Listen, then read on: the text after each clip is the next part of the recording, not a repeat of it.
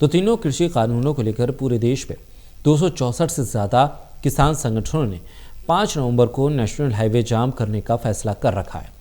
इस फैसले को हिसार में लागू कराना किसान संगठनों के लिए बड़ी चुनौती बना हुआ है।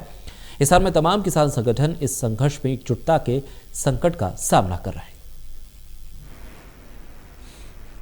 केंद्र की तरफ से बनाए गए तीनों कृषि कानूनों को लेकर अखिल भारतीय किसान संघर्ष समन्वय समिति के अंतर्गत आने वाले देश भर के 263 किसान संगठनों ने एकजुटता के साथ निर्णय लिया था कि 5 नवंबर की तारीख को देश भर में नेशनल हाईवेज को जाम करेंगे और इसी मकसद को हासिल करने के लिए हिसार के बरवाला में तमाम किसान संगठनों ने एक बैठक यहां पर रखी। एकजुटता कायम करना इसका मकसद था। किस तरीके से नेशनल हाईवे को जाम वो करेंगे, इसकी रणनीति तैयार की जानी थी। लेकिन किसान संगठनों के सामने सबसे बड़ी चुनौती यह है कि एकजुटता की कमी का सामना अब भी इस हालात में भी किसान संगठनों को करना पड़ रहा है।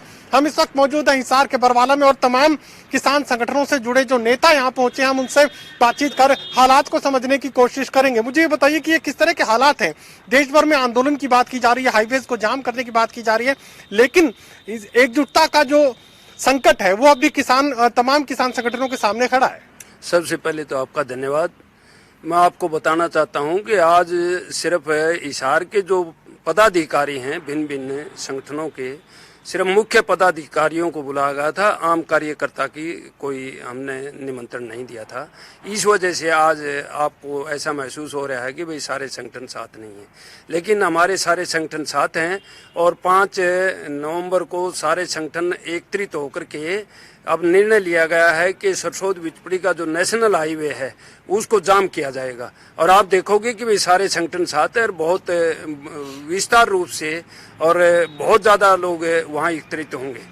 सवाल संख्या का नहीं है, सवाल मकसद को हासिल करने का। देश भर में जब आंदोलन चलाए जाने की बात की जा रही है तो ऐसे में हिसार में तमाम जो अलग अलग किसान संगठनों के गुट हैं उन्हें एक बैनर पर लाने के लिए, इस आंदोलन में शामिल करने के लिए क्या कुछ रणनीति अब तैयार करने की जरूरत आन पड़ी है और क्या कुछ आगे हालात को काबू में करने के लिए आप लोग करने वाले हैं? ऐसा है सर, जैसे आप बता रहे हैं जनसंख्या की बात, तो आज मुख्य आदमी बुलाए गए, जैसे मैं पुनिया साहब ने बताया है, तो पदाधिकारी आए हैं और आज की रणनीति जो अभी बनाई हमने कि जो अब पहला काम तो हमारा 5 नवंबर का जो भारत बंद का कार्यक्रम है उसी के लिए बात है ये।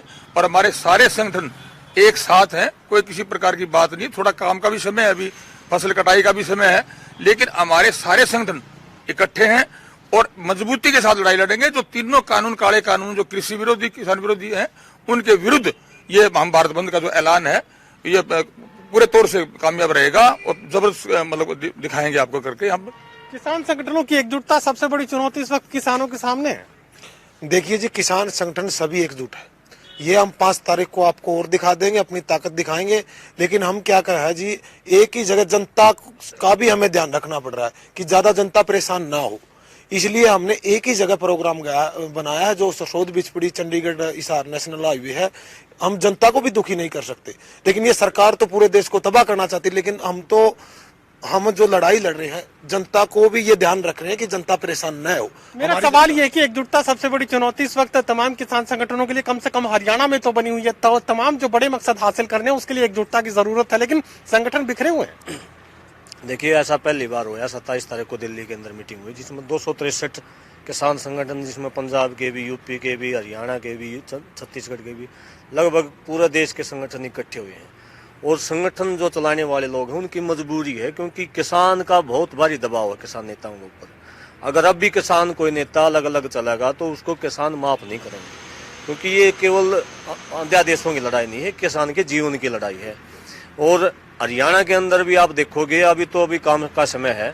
जो 26-27 का जो प्रोग्राम है दिल्ली का, उसमें आप देखोगे ना, नज़ारा आपको अलग मिलेगा।